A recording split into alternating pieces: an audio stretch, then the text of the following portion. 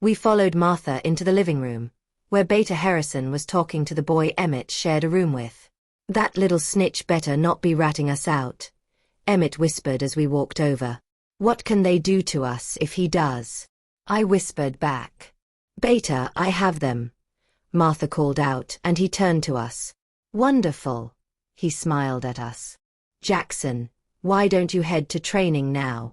"Yes, Beta, thank you," he said happily and rushed away. "So, how did you both settle in?" he asked us. "Did you sleep well? Would it matter if we didn't?" Emmett asked, and I quickly held his hand when Beta Harrison looked angry. "We did, thank you." "Good," he smiled at me. "Now, the King and Queen would like to speak with you about Alpha Emery and anything you can tell us." "I can do it," Emmett said quickly. "Zon can wait here." "The King and Queen want to see you both," he argued. "Now come along." I exhaled and followed him out of the orphanage and down the pathway leading towards a line of cars, but I noticed several pack members looking at us. I remember being here as a child and feeling comfortable in the pack, but now, all I saw were potential enemies who could have sold me out. "Hello, Beta." A pregnant woman waved as she passed us. "Hello, Barbara," he greeted her back. "How's the baby?" "Oh, cooking nicely." She smiled and touched her stomach affectionately. "Any day now." "Well, make sure you send word," he told her. "I'll need to send my gift." "Of course, Beta," she said as she looked at me, but then I noticed her eyes widen a little before she composed herself and rushed off. "Who was that woman?" I asked as we climbed into the back of one of the cars. "Barbara," Beta Harrison told me. "She's one of our healers." Emmett casually showed me our secret gesture, and I opened the link. "What's wrong?" "I'll tell you later," I whispered. "What was that?" Beta Harrison asked. "I didn't hear you." "Nothing," I lied and looked out the window and watched the city flying by.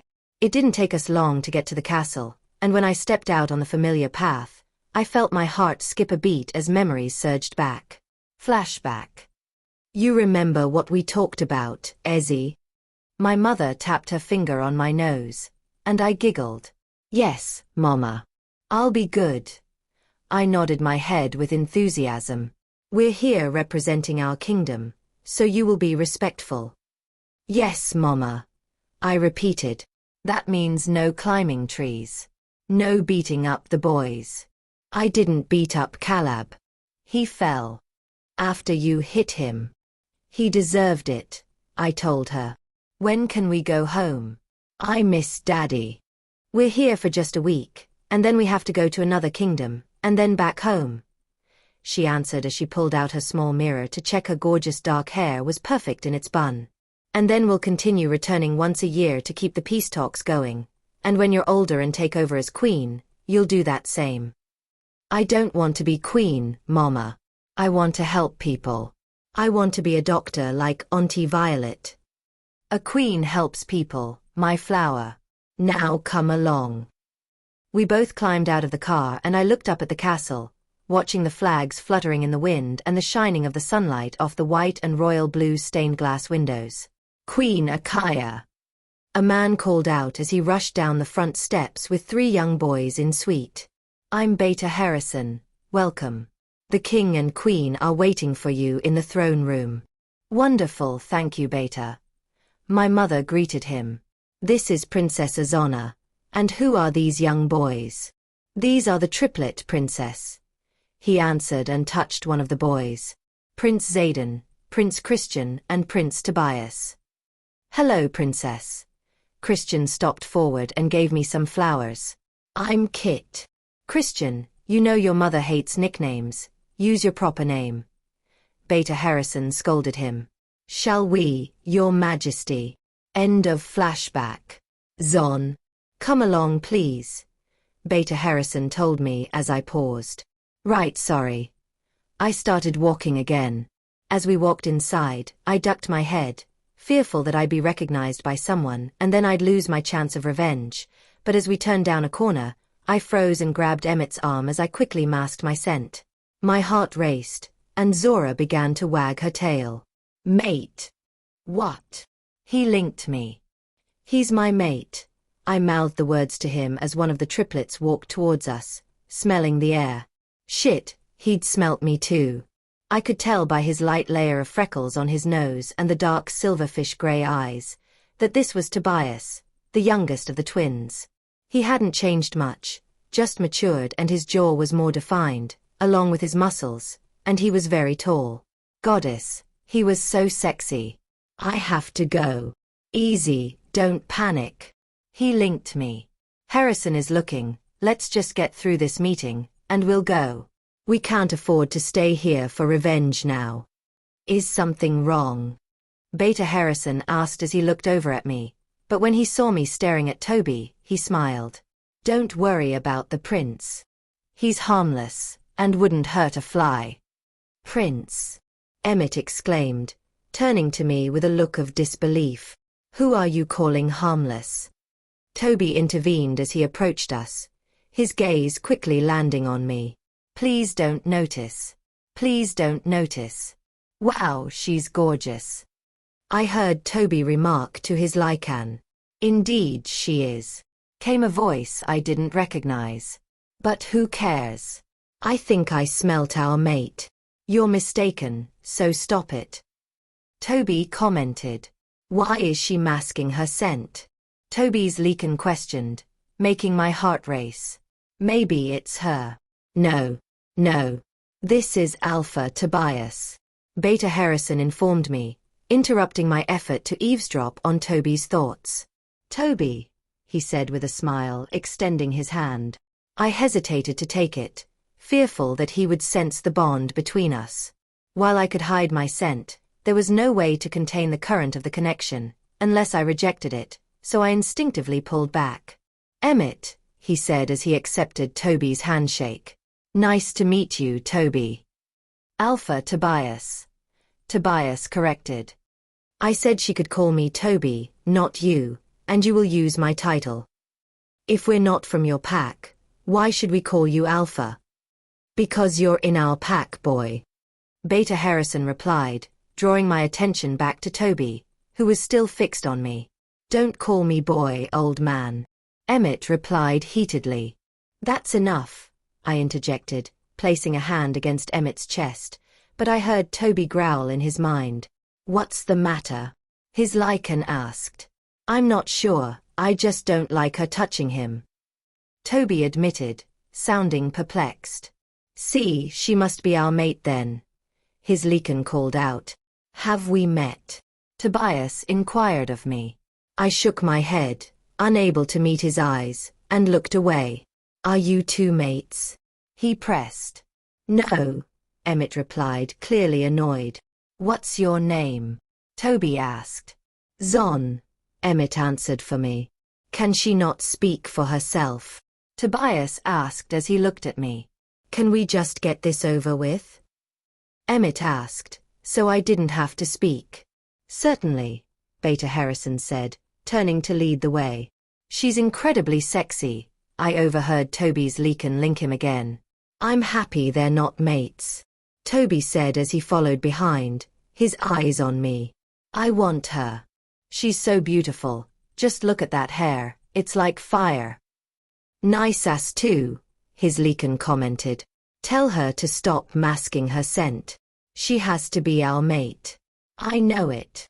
I quickly shut him out and shifted in front of Emmett as we walked into the throne room, filled with several higher-ranking pack members, all standing around talking, but once again, I froze when I looked at the king and queen.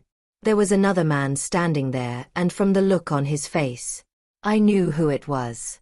It was Xaden, and he too was my mate. This can't be happening. Xaden was even more handsome than I remembered. His dark black hair was neatly brushed back, and his dark green eyes, matching his mother's, had somehow gotten even more stunning. He was dressed in usual formal attire, just like when we were children. His beard was short and neat like his hair, but I also noticed he has a small scar on his cheek, though it didn't hinder his looks.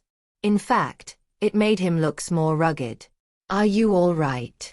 Toby reached out to touch my shoulder, but I quickly flinched away from him and Emmett pulled me safely into his arms. I'm sorry. She doesn't like to be touched. Emmett snapped at him. Why the hell is everyone in your pack so damn touchy-feely?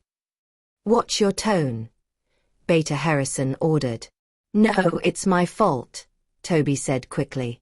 I didn't mean to frighten you, he said to me, and I looked down. Come on. Beta Harrison started walking again. As we got closer to the thrones, I opened the link again and focused on Xaden, who was looking at me. Sexy, he commented. Not much of a dresser though. What's she wearing? That body is hidden under all that material. I wouldn't mind waking up to her, his Lycan said back. Doesn't seem to like Toby though. Xaden laughed. Hey, he linked his brother. What did you do to the beauty? I don't know, he answered. Do you feel anything from her? Your Majesty. Beta Harrison bowed his head to the king and queen. No, I don't feel anything, Xaden answered. Why? I've brought them as instructed. Beta Harrison continued. This is Emmett and Xania. He gestured to each of us. Zon, I corrected him. I don't know, Toby answered his brother. She just. I feel. Scout thought he had smelt our mate earlier. He thinks it's her, but dash. Sorry, I'm late. I heard Kit, and I turned to see him running over to us, but when he saw me, he paused and stared at me, and I realized he was my mate too. Hello, gorgeous, you are. No. Christian was just as sexy, just as attractive as his brothers, though he looked a little more unkempt than them. He was wearing a loose white shirt with his sleeves rolled up, revealing his tattooed left arm. He has a beard too, though he kept it even shorter than Xaden, and his dark blue eyes and tan skin seemed to go perfectly together. His hair was short like his brother's, though it was messed as if he'd been out running. Christian, the king snapped. Stop flirting and get up here. It's bad enough you're late. Sorry. He looked me over again before walking up on the raised platform. I was in a meeting. Who's that? Kit linked his brothers. She's a stunner, isn't she? You feel it too, don't you? Toby asked. There's something about her. Dibs, Xaden said quickly. Suyu, Toby snapped back. I saw her first. I saw her last. Kit joined in. This can't be happening. I can't have 3 mates. I don't even want one. I couldn't help but think back to Kit's words the day I was taken. Flashback. What is it? I asked as I extended my hand, curious.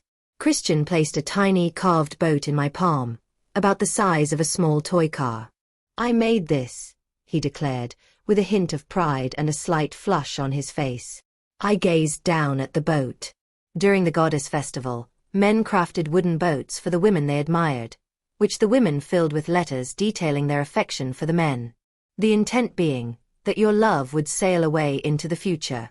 Why did you make this for me? I asked, searching his eyes. He stuttered slightly. Zonny, He faltered again before finally confessing. I love you. I hope you'll be my mate. End of flashback. Is this why I always felt safe with them? Is this why he thought he loved me when he was only 13, and I was 10? Because we were mates. This is bad. This is so bad.